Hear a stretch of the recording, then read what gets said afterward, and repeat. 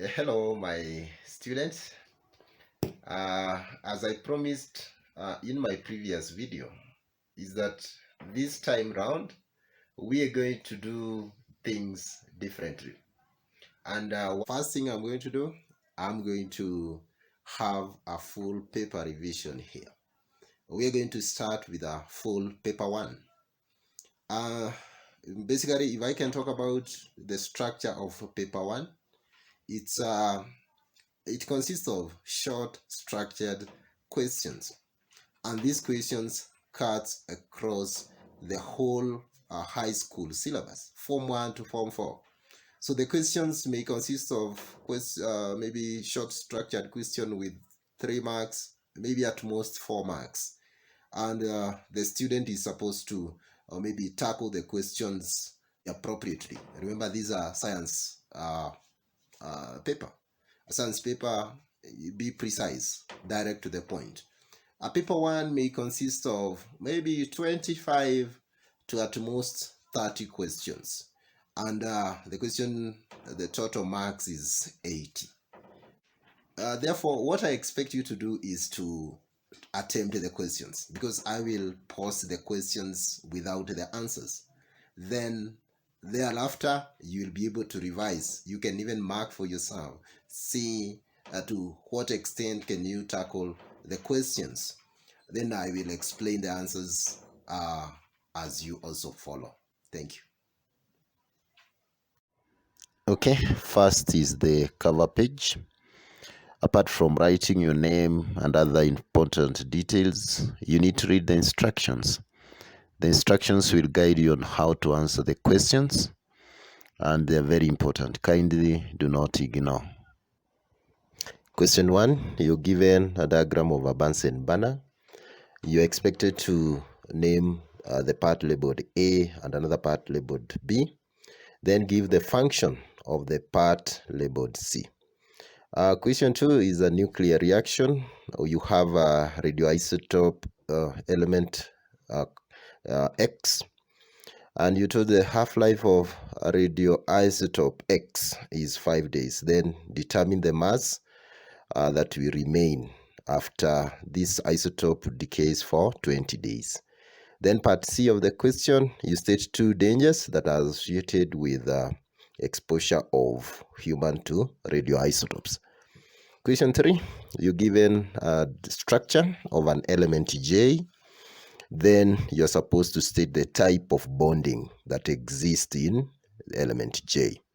Then you're asked to state the group of the periodic table in which element J belong, and then give a reason for that. Question 4, you're given some standard reduction potential of some elements P, Q, R, and S. For part A, you are given that the standard electrode potential of ion 2 is negative 0.44 volts. Then you select among the elements given the element that can best protect ion from rusting. Then part B, you are to calculate the E value of the cell that you've given, the combination of the half cell of P and that of S. Question 5, you're given a part of a polymer. Then you're supposed to name the polymer. Then you draw the monomer, that's part B. You draw the monomer that for the polymer that you're given. Then give one use of the polymer that is given in real life. Good. Question 6, you're given an energy level diagram of 2 reactions. One is catalyzed, the other one is uncatalyzed. On the diagram, you're supposed to name or to state what P represents. Then part B of the same, with reference to the above diagram, you explain how the catalyst increases the rate of chemical reaction. Then question 7, you're given a thermochemical equation between copper 2 sulfate and barium chloride. Then you do that you calculate the temperature change, that is the enthalpy change, where 900 cubic centimeters of 1 molar copper 2 sulfate is added to 600 cubic centimeters of barium chloride. Of course, you're given the specific heat capacity of the solution and the density of the solution. Question number 8. You're given the data from an experiment, and I think the aim of the experiment is to determine the effect of hard water on soap. With that, you have the water, boiled water, and the water that is not boiled, and of course the sample soap solution that is required for each case. Sample 1, water sample 1, 2, and 3. So part A, which water sample is likely to be soft, and you explain. Part B, you explain the change in volume of soap solution used in sample 3. Question number 9, you're given a setup for the reaction between carbon and oxygen. Then the product is reacted or passed over heated iron 3 oxide. So you are to write 2 chemical equations for the reaction taking place inside the combustion. Question number 10. You're given a nuclide of a chromium ion with a charge of 3 positive. The atomic number is 24 and the mass number is 52. So you're expected to calculate the number of protons, neutrons, and electrons present in the particle.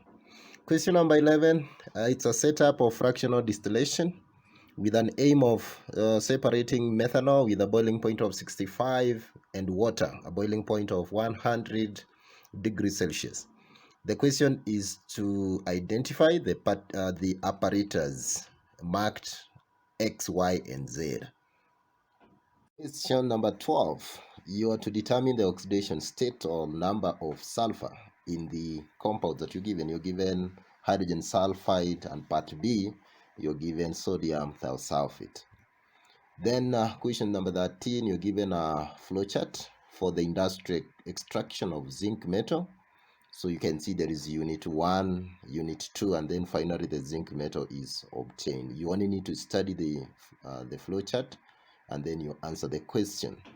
The question 1, or part A, you name one ore from which zinc can be extracted. Then you write a chemical equation for the reaction at unit 2. Then you give 2 uses of zinc. Question number 13, part A, you state Charles' law. Then part B, it's a question on application of Charles' law. You're given that a sample of nitrogen gas has a temperature of 291 Kelvin. The pressure, you can see it's given, and even the volume is given. So then the setup 2, that is the case 2, the temperature is there. Now the question, you calculate the temperature, you're given the pressure, and then of course the new volume. Question number 13, the general formula of a homologous series of an organic compound is given there. Then question part A, Roman 1, you name, you gave the name of the third member of the series. Then of course the structure. Part B, you write a complete equation when this organic compound burns in air. Then question number 16, you given part of the periodic table. Then the part A, you write the electron arrangement of the most stable ion of element V. Remember, in this case, the elements do not represent the actual symbols of the elements. Then we have part B, you write the equation for the reaction between element T and W. Part C, how do the ionization energy of M and N compare? Then you explain. Number 17, you're given that carbon dioxide can be dissolved in water under pressure to make an acidic solution. So what is meant by acidic solution? Then you're told that the aqueous lead-2 nitrate react with the above acidic solution to form a precipitate. So you're supposed to write an ionic equation for the reaction. Question number 18. You're supposed to name the process that are taking place when part A, iodine changes directly to gas, that is from solid to gas. Then when iron 2 particles are changed to iron 3 particles. Then when sugar changes to black when mixed with concentrated sulfuric 6 acid.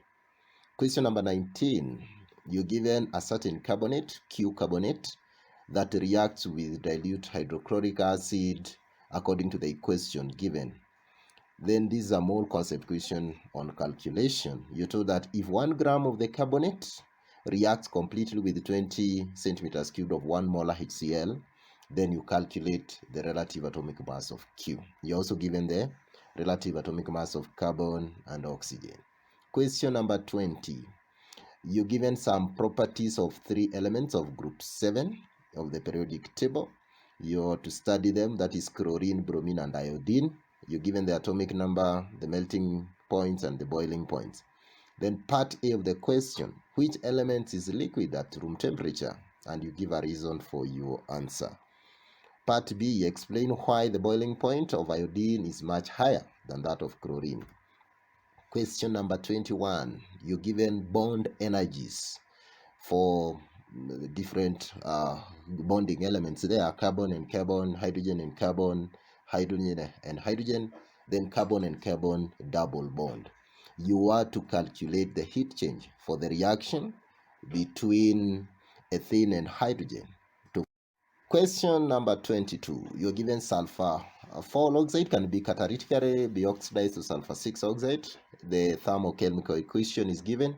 Then question A. What is information is given by the delta H being negative 197 kilojoules. Then you name the catalyst that can be used for the above reaction. Question number 23. Starting with magnesium oxide, you describe how you can obtain magnesium hydroxide. And then part B, 1 use of magnesium hydroxide. Question number 24. You're given a setup, an electrolytic setup there. You're doing electrolysis of molten lead to bromide. Then, of course, you're using the graphite electrodes. Then state and explain the observation that will be made when the circuit is completed. Question number 25. Ammonium nitrate is heated as per the setup. There is a gas X being produced. The gas is collected over cold water. Then you identify gas X. That's part A. Part B, you state and explain the precaution that should be taken before you stop heating. Question number 26. Propane react with oxygen according to the equations given, the thermochemical equation given. Then calculate the volume of propane that would produce 1000 kilojoules of heat when completely burnt in air. You're also given the molar volume, what you call the molar volume or molar gas volume. Question B, you give the structure of propane. Question number 27. When a few drops of aqueous ammonia are added to copper 2 nitrate, a light blue precipitate is formed. On addition of more or excess, a deep blue solution is formed. So identify the light blue precipitate, the deep blue solution. That's part A and B. Then you go to number 28. You're given a setup where you have a burning candle. Then the product is collected via a U-tube. Then that has ice cold water. Then the rest of the product is taken to the pump or to a pump. Good. Then part A, identify the substance D. Then you describe how the other product, remember the one going to the suction pump, of the burning candle would be prevented from getting into the atmosphere. The last question of this paper, graphite is one of the allotropes of carbon. Name the other elements that can exhibit allotropy. Then finally, explain why graphite is used in making lead pencils. So what you can do, stop the video, go through the questions again before I upload the answers. Thank you.